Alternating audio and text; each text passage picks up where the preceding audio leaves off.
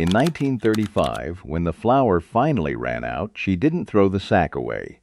She scrubbed it clean, stitched it into a dress for her daughter, then turned back to an empty stove. Outside, Oklahoma's Dust Bowl had turned noon into darkness. Wells choked with dirt. Crops vanished. Relief trucks stopped coming.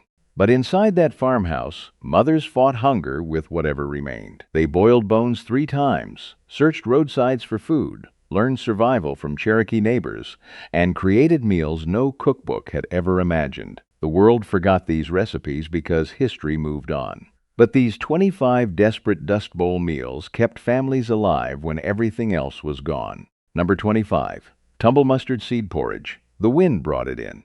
That was the bitter irony of tumble mustard, the plant that blew across the Oklahoma panhandle in the same storms that destroyed everything else. It seeded itself in cracked hardpan where nothing cultivated would grow. Families along the Cimarron River learned to harvest the seeds, grind them between flat stones, and boil the coarse gray powder into a bitter porridge with a pinch of salt. A pound of wild-gathered seed cost nothing. It fed a family of 4 at breakfast. Not pleasant, not chosen. Hot, filling, and there. The plant the storm sent was the plant that fed them. She noticed that. She used what she was given. Number 24. Maize cob syrup. After the corn was shucked, if there was corn, if the drought hadn't taken it before the ears filled, the cobs never went to waste. Not in a Cherokee household in eastern Oklahoma. Dried cobs boiled for 3 hours pulled every particle of sweetness from the cellulose. The strained liquid ran pale amber, faintly sweet, the way a field smells after rain, poured over cornbread, stirred into hot water as something close to tea. In a pantry where sugar was gone and sorghum was running low, this was dessert. Grandma just called it cob water. The Cherokee had made it for generations. By 1934, a lot of Oklahoma settlers were making it too. Number 23. Sheep sorrel salad with bacon drippings. It grew where almost nothing else did. Along creek banks, at the margins of failed fields, in the thin shadows of fence posts, sheep sorrel pushed up bright and green through cracked red Oklahoma clay even in drought summers. Small arrow-shaped leaves, a taste sharp and lemony and clean. A woman who knew her roadsides could fill a bowl in 20 minutes. Wilted in a spoon of saved bacon drippings. The drippings she kept in a tin on the back of the stove and never wasted. The sorrel went soft and dark and rich. More vitamin C per handful than an orange. The women didn't know the science. They knew their children's faces. They made the salad. The children stayed well. Number 22. Canned horsemeat stew. In 1934, the Federal Emergency Relief Administration distributed canned horsemeat through relief stations across Oklahoma. The label didn't always say horsemeat. Sometimes it said beef blend. Sometimes it said meat product. The women who opened the cans usually knew. They opened them anyway. 3 cents a can in some counties, free in others, handed over a folding table by a man who didn't look you in the eye. She took the can home, added dried pinto beans, creek water, a dried pepper from the rafter string, and simmered it all afternoon. By supper it was thick and hot. She called it stew. The children didn't ask what was in it. They ate. Number 21. Grasshopper and dried bean patties. The grasshopper plagues of 1935 were biblical.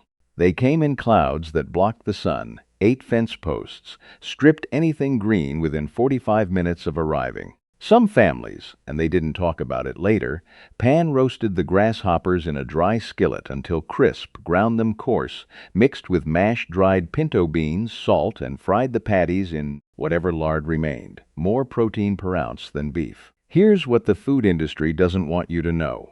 The United Nations Food and Agriculture Organization declared insect protein one of the most efficient food sources on Earth in 2013. Oklahoma women discovered it by necessity in 1935. They knew things about protein that we will spend the next 50 years trying to remember. Number 20. Ash cake. There was no oven fuel. The wood was gone, coal unaffordable, and dried cow dung gave heat too low for a stove. But the fireplace held ash, and ash held warmth long after the flame died. Cornmeal, water, and salt worked into a stiff dough, wrapped in dampened corn husks and buried in the warm ash. Pulled out 20 minutes later, brushed clean, the outside charred and slightly bitter. The inside pale yellow, dense, steaming. This was not the ash cake of a cookbook. This was the ash cake of a woman who had no other option and found a way regardless. In Cimarron County in 1935, a handful of cornmeal and a dead fire were enough. She made them enough. Number 19. Evaporated milk and sorghum pudding. The Red Cross moved through rural Oklahoma between 1934 and 1936, leaving evaporated milk tins, shelf-stable, precious, a miracle in a farmhouse where the cow had gone dry. She punched 2 holes in the top with a nail, poured it into a pan, added 2 spoons of sorghum and a heaped spoon of cornmeal stirred into cold water first to prevent lumps. Set it over the lowest flame and stirred slow for 20 minutes until it thickened, poured into a bowl, and left to cool. By the time the children came in from the yard, it had set firm and smooth and faintly golden. They called it candy, she called it supper. Both were right. Number 18. Poke shoots in vinegar brine. Pokeweed will kill you. That is the first thing to understand because it explains everything else. Why this knowledge mattered, why it was passed carefully, why a woman who had it kept her family safe and a woman who didn't make a terrible mistake. The first 2 inches of pokeweed shoots, cut in early spring before toxins concentrate, blanched twice, the water poured off each time. Layered in a jar with homemade corn vinegar and sealed. Eaten weeks later, cold and sharp. The knowledge was precise. The steps were non-negotiable. A woman in eastern Oklahoma in 1935 who knew pokeweed had food. A woman who didn't had poison, they knew. We stopped teaching it. Number 17. Dried cicada flower cakes. Cicada emergences in central Oklahoma during the 1930s blanketed trees, fences, and the ground itself. The Muskogee Creek Nation had known for centuries that dried ground cicadas produced a protein-rich flour substitute. In 1935, settler families learned it. Collected in the early morning while the insects were sluggish with cold. Spread on tin sheets, dried 2 days in the sun, then ground between stones into a pale, faintly earthy powder. Mixed with water and salt. Pressed into thin cakes and cooked on a dry cast iron surface until firm and lightly browned. This is not a strange food. This is not poverty. This is an ancient food that fed people long before Oklahoma had a name. The strangeness is only that we forgot it. Number 16. Boiled thistle root mash. Bull thistle grew in the fields that had stopped producing everything else. In the cracked clay of Cimarron County, where the topsoil had blown to Kansas, the thistle held, its roots going 3-4 feet into the earth past the drought line, pulling moisture nothing else could reach. A woman with a digging stick could fill a canvas sack in an hour. The roots came out pale and fibrous, resembling a thin parsnip, boiled in salted water until a fork passed through without resistance, mashed with a spoon of lard. A crumbled dried onion stirred in. Bland and starchy and filling in the way that starch fills a hungry body completely, without apology. Nutritionally close to a potato. Growing free in the same fields that had taken everything else. Sunflower seed and lard paste. The wild sunflowers along Oklahoma roadsides were smaller and tougher than cultivated varieties. Drought-resistant in the way only wild things are, designed by 1,000 years of survival to find water where there wasn't any. Their seeds were dense and oily. Harvested in late summer, dry roasted in a skillet until nutty and warm, then ground between flat stones into a rough paste mixed with a spoon of rendered lard. Spread on ash cake or eaten from a spoon, it tasted like something real, body, fat, flavor in a season when most things tasted like absence. The Hidatsa Nation had made sunflower paste for 500 years. A woman in Boise City, Oklahoma, invented it herself in 1935 because she had to. Same knowledge, same hunger, same answer. Number 14. Cottonseed hull tea. In the cotton counties of southern Oklahoma, Comanche, Cotton Tillman, the cottonseed gin left behind fibrous hulls after the oil was pressed. Sold cheap for animal feed or given away free at the gin yard. A woman who walked there with a sack and no pride came home with cottonseed hulls. Boiled 20 minutes, strained through cloth, the liquid ran pale gold brown. Not nutritious in any meaningful way. Not a meal, a warm thing in a cup. A scrape of sorghum stirred in. A cup of something hot to hold when the wind came through the walls and the children were asleep, and she sat at the kitchen table in the dark, figuring out tomorrow. That warmth mattered as much as any calorie. She knew that. She was right about that, too. Number 13, dried field corn hominy. Raw field corn eaten as a staple causes pellagra, the niacin deficiency disease that kills with skin lesions, dementia, and organ failure. It killed tens of thousands in the American South, where the old preparation knowledge had been lost. The knowledge was this: wood ash lye. Hardwood ash from the fireplace, soaked in water, strained, used to soak dried field corn overnight until the hulls slipped and the niacin unlocked.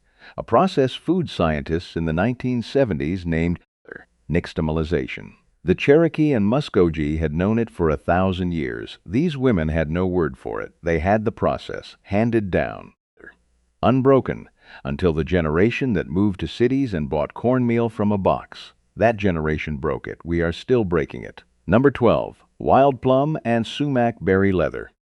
In the creek bottoms of eastern Oklahoma, wild plum thickets fruited in July, small, more seed than flesh, tart enough to make your jaw ache. Along the fence rows, staghorn sumac grew its dense red berry clusters, sharp and citric and edible. She knew the difference between staghorn and poison sumac. That knowledge was survival. The plums mashed, the sumac berries strained for their tart juice mixed into a thick paste and spread thin on tin sheets. Dried 3 days in August sun. Peeled off in strips, rolled tight, stored through winter. A bright, sharp taste in a season of gray. She gave it to the children like candy. It was better than candy. More vitamin C than an orange. She was right about that. Number 11, sparrow and creek cress soup. The boys woke before dawn to check the snares. Whatever the snares held, sparrows, starlings, a cottontail if they were lucky, they brought it in and gave it to their mother. This was the arrangement. The hunting was their part. The cooking was hers. Watercress grew in the creek beds of central Oklahoma even in dry years, staying close to whatever water remained below the surface. The small birds went into the pot whole, plucked, cleaned, nothing wasted, with the watercress, a cup of soaked dried beans, a dried red pepper, and salt. Simmered 2 hours until the broth turned golden. Ladled into tin cups. She called it soup. Everything she called a thing it was. She made it so by saying so. Number 10. Rendered kidney suet dumplings. When a family slaughtered their last hog, and for many Oklahoma farm families that moment came in the winter of 1934 to 1935, they worked with surgical focus. Nothing was wasted. Kidney suet, the dense hard fat encasing the kidneys, was the purest fat the hog carried. Grated cold, it held its form long enough to be worked into a stiff cornmeal dough and dropped by spoonfuls into boiling bean broth. The dumplings swelled and rose heavy and pale, their surfaces going slightly glossy. They tasted of salt and lard and rendered animal fat used well. They filled a stomach for 8 solid hours. In February 1935 in western Oklahoma, 8-hour. Number 9, dried mushroom and bean broth. Before the worst drought years, when the Ouachita foothills in eastern Oklahoma still held moisture, women gathered and dried wild mushrooms against what they already knew was coming. Hen of the woods, oyster mushrooms from dead oaks. Strung on thread and hung from the rafters, they dried to something dark and concentrated and impossibly fragrant. In the worst months of 1935, a handful dropped into boiling water with dried pinto beans and a heel of salt pork produced a broth the color of dark tea, rich with glutamates, thick with bean starch, deep with the last offering of the salt pork. Grandma just called it mushroom beans. She never called it remarkable. It was remarkable every time. Number 8, cattail pollen flat cakes. In late spring, along the Cimarron and Canadian rivers, wherever standing water remained, cattail heads released dense yellow pollen so thick it hung in the air like smoke. A woman who walked to the water with an empty flour sack and shook the cattail heads came home with a golden powder that behaved like flour, a starch and protein compound from a plant feeding people. For 10,000 years, mixed with water and salt, spooned onto a dry cast-iron skillet, cooked until the surface went from wet to matte, slightly sweet, slightly earthy, faintly golden at the edges. A food so old it has no name in any American cookbook. The women who made it didn't need a name, they needed to eat. Number 7. Green tomato and dried chili preserve. When the vines gave out early, and in the brutal drought heat of 1934 they gave out by August, she picked every green tomato left on the plant, not to mourn the red ones they'd never be, to use them as they were, sliced thin, layered in a clay crock with dried red chiles and a heavy hand of salt, weighted with a flat stone, left in the root cellar to ferment 6 to 8 weeks. The brine ran sharp and red-tinged and alive with the sourness of lactofermentation, a process these women had no scientific name for and understood completely. Eaten with cornbread through winter. Today it appears at farm-to-table restaurants as fermented green tomato relish for $11 a jar. That is not progress. That is a rebranding. Number 6. Bone char broth. A bone was never boiled just once, not in a Dust Bowl kitchen. Yesterday's soup bone went back in this morning with fresh water. The second broth was thinner but still hot and mineral and salted and real. On the third boiling, the bones began to soften. A narrow stick pushed the marrow through the ends. The third broth ran nearly clear, but the dissolved marrow gave it a silky weight that surprised you, a richness that had no business being in something this close to nothing. She salted it well. She poured it into bowls. She crumbled flat cake into hers and called it enough. She made it enough. She had no other choice, and she was not a woman who let a lack of choices stop her. Number 5. Dried corn silk tea with sorghum. At shucking time, the silk came off in handfuls, long pale threads that most people discarded without thought. Not here. Not in a Dust Bowl household where nothing was discarded without thought. The silk dried on a flat tin in one day of August sun, stored in a paper bag on the shelf.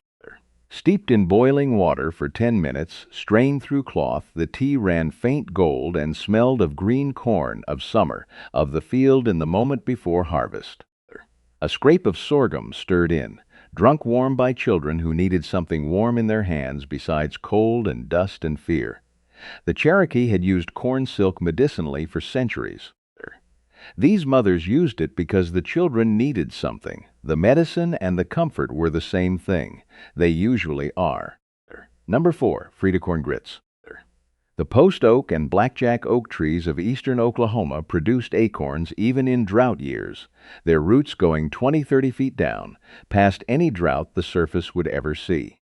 Most people walked past the fallen acorns because most people had forgotten that acorns are food. The Cherokee and Muskogee hadn't forgotten. Their neighbors were learning fast. She sent the children out in October with flour sacks, told them to fill the sacks, didn't explain why. Children in 1934 didn't ask why. They had learned by then that why was a question for people who had options. They filled the sacks. They carried them home. She weighed them in her hands the way a banker weighs gold, except she had more use for them than any banker ever had for gold. Gathered, dried, shelled, ground coarse, between stones. The bottom stone flat and fixed, the top stone turned by hand until the palms blistered and the blisters broke, and she kept turning. Then the essential step, soaked in cold creek water 2 days, the tannins pulling out, the water changed twice, changed a third time when it still ran brown. Patience. Patience was the ingredient no one listed in any recipe because patience couldn't be measured in a spoon. You either had it or the tannins stayed and the bitterness stayed and no one ate. Drained, dried, fried in a dry cast iron skillet with salt until the edges crisped and curled like paper held near a flame. Not sweet, not bitter anymore. Something in between with its own particular rightness, a nutty, mineral, ancient taste that sat on the tongue and asked nothing of you except to recognize it. An ancient food eaten in desperation in 1935 by women connecting themselves, without knowing it, to 10,000 years of human ingenuity. The acorn does not know it is feeding a starving child in Oklahoma. But she knew. She always knew exactly what she was doing and why. That is the difference between the acorn and the woman. The woman chose. Number 3. Mullein leaf and dried bean pot. Mullein grew where nothing else would. Tall, pale green, its leaves thick and soft as velvet, it lined fence rows and field margins even through the worst drought years, surviving because it was built for poor soil and low water, for the broken places, for the margins where nothing respectable grew. She had looked at it for years and called it a weed. The year the beans ran low, she stopped calling it that. She walked the fence line in early morning before the heat settled, picked the large bottom leaves, the ones closest to the ground, the ones the dust had settled on thickest, carried them home in her apron, washed them twice in water she could not spare. The fine hair-like fibers on their surface that irritate the throat if eaten raw, she knew this the way she knew everything useful, which is to say she had learned it from someone older who had learned it from someone older still, a chain of women's knowledge stretching back past any courthouse record, past any written thing. Blanched in boiling water and drained. Once, sometimes twice, the fibers softened and the leaves became mild and slightly mucilaginous, thickening whatever they cooked in the way okra thickens, the way patience thickens a thin situation into something you can swallow. Added to a pot of dried pinto beans with salt and a piece of fatback so small it was more suggestion than ingredient. Simmered 2 hours over a fire, she fed one stick at a time. The mullein dissolved into the broth. The broth turned thick and pale green gold. The beans swelled. The smell filled the house. Not a rich smell, not a restaurant smell, but a real smell, a living smell, the smell of something being made from almost nothing by a woman who had decided almost nothing was enough to work with. Appalachian herb doctors had used mullein for lung complaints for a century. She had not read their papers. She did not need to. The dust bowl was filling children's lungs with black dirt. She had seen the x-rays at the county clinic, had watched the doctor's face go careful and controlled when he held the film to the light. She made mullein soup. She ladled it into bowls. The children kept breathing. She kept making it. The medicine and the keeping were the same motion, repeated every day until the day it didn't need to be repeated anymore. Number 2 rendered lard and sorghum on a shingle. This was never written down. It appeared in no cookbook, county fair submission, no WPA oral history. No one thought to ask about it because no one thought it was worth recording. This is how most of what she knew disappeared, not in fire, not in flood, but in the assumption that it wasn't worth the ink. It existed only in the moment a woman opened the last 2 things in her kitchen and made a decision. Not a difficult decision, not a heroic decision. A quiet, practical, unsentimental decision, the kind she had made 10,000 times before, the kind that leaves no record and no monument and no grave marker, only a child who grew up and had children who grew up and never knew why they were alive to do it. The cornmeal was gone, the beans were gone, the dried mushrooms, the acorn flour, the wild sorrel, gone, the mullein, the corn silk. The summer's careful putting up, the fall's careful storing, the winter's careful rationing. All of it run through, used up, converted into the continued existence of small bodies that needed to continue existing. What remained in many Oklahoma farmhouses in the worst months of 1935 was a half tin of lard and a jar of sorghum. Dark, thick, slow-pouring sorghum that had been pressed from cane in September, when September still felt like it belonged to a world that worked. She spread them together, the white lard and the dark sorghum, swirling together into something neither sweet nor savory but both, a color like pale amber, a smell like animal warmth and burned sugar. Spread on a piece of dried cornbread, sometimes on a flat stone, sometimes on the back of a spoon held over a child's open mouth in the dark before the sun came up and the questions started. She did it quietly. She did not explain it as a meal. She did not call it anything. She handed it over and watched them take it and watched them eat it and watched the color come back into their faces 1 degree at a time. Fat and sugar delivered calories. Calories kept a small body warm through a cold night, kept a small heart beating through a cold morning, kept small lungs working against the dust that settled on everything, on everyone that year. She was not making comfort food. She was doing mathematics with the only numbers she had left. She was a woman who had never studied mathematics past the 6th grade, and she never got a single calculation wrong. Number 1. The Dust Bread. Black Sunday was April 14, 1935. The storm hit Cimarron County as a wall of black dirt 2 miles high moving at 60 miles an hour. It turned noon to midnight.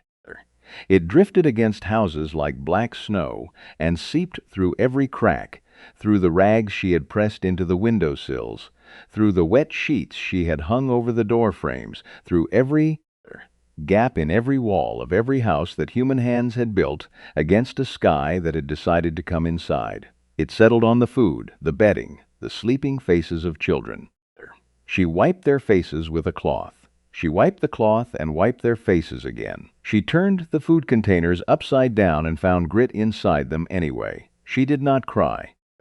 She had cried in August and September and February and March.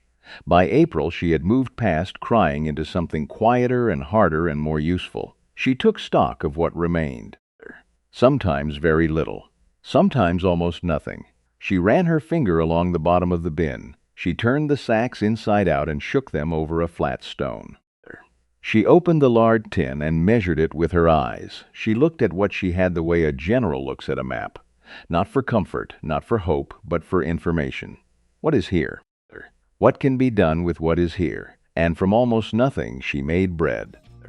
A handful of dried corn scraped from the bin bottom, ground on a flat stone because the mill was 6 miles away and the road was drifted and the mule was thin. A spoon of acorn flour from the fall, the last of it, scraped from the paper bag with a wet finger to get every grain. The last sweepings of the cornmeal sack she had already turned inside out twice, that gave up perhaps 3 tablespoons of pale flour and the ghost of itself. Water from the bucket that still had a skin of last night's dust on its surface. She skimmed the dust off with a spoon. She used the water. Salt. There was still salt. Salt lasts. Salt is one of the things that outlasts everything. Outlasts the good years and the bad years and the banks and the government programs and the men who come to the door with their hats in their hands to tell you something you already knew. She used the salt. Worked into a dough that barely held together, that crumbled at the edges and stuck to her palms, that looked like nothing anyone would call bread. She shaped it with wet hands, pressing and pressing, willing it to cohere, because coherence was what was needed, and she would provide it since nothing else would. Cooked on a cast-iron skillet over a dung fire, because the wood was gone, and the coal was gone, and the dung was what remained, and she used what remained. This is the whole of the philosophy. This is the entire theology. Use what remains. It didn't rise. It sat on the skillet, dense and stubborn and honest, darkening at the edges where the heat hit hardest, staying pale at the center where the heat was slow. It smelled of smoke and salt and the mineral cold smell of stone-ground corn, and underneath that, something older, something that had been bred in 100 languages across 100 centuries, something that recognized itself. It tasted of salt and smoke and char and the particular mineral quality of cornmeal ground on stone. It tasted of the flat stone and the woman's hands and the April sky outside the window that was still the color of a bruise. It tasted like almost nothing. It tasted like everything. She cut it into pieces, one for each child, the cuts even, the portions equal, measured with the fairness she applied to everything, because fairness was one of the things that didn't cost anything, and so she could always afford it. She set the pieces on the table, called them in. They came in with dust on their faces, and sat down without being told twice. They had learned not to be told twice. They were children of the Dust Bowl. They had already lived a decade's worth of learning in 3 years of drought, and what they had learned most completely was that when food appeared on the table, you came to it. She sat across from them and watched them eat. She watched the way you watch something you have made from your own hands, not with pride exactly, not with relief exactly, but with a fierce quiet attention, a watchfulness, a need to see that it was real, that it was enough, that the mathematics had come out right one more time. She did not eat herself. Not yet. Not until she knew there was enough. She had always known when there was enough. The knowing lived in her chest like a compass, like a stone, like a small cold thing that never lied to her even when everything else did. She watched the last piece disappear. She looked at their faces. She made her calculation. There was enough. Then she ate her piece, slowly, deliberately. The way you eat something you have earned, something that cost more than money to put on a table, something that tastes different when you know what it took. She chewed it, and she tasted the smoke and the stone and the salt, and the particular flavor of this particular day survived. This particular morning made it through to afternoon. This particular family still here on this particular piece of ground that the banks wanted and the dust wanted and the government had forgotten, and she had not. She had not forgotten. She had never once forgotten. Not what the land had given, not what she had learned, not what her mother had told her and her mother's mother before that, the whole long chain of women who had looked at almost nothing and made it into something, and then looked at the next day and did it again. She put the plate in the basin. She started thinking about tomorrow. Tomorrow had always come before. She saw no reason to believe it would stop now.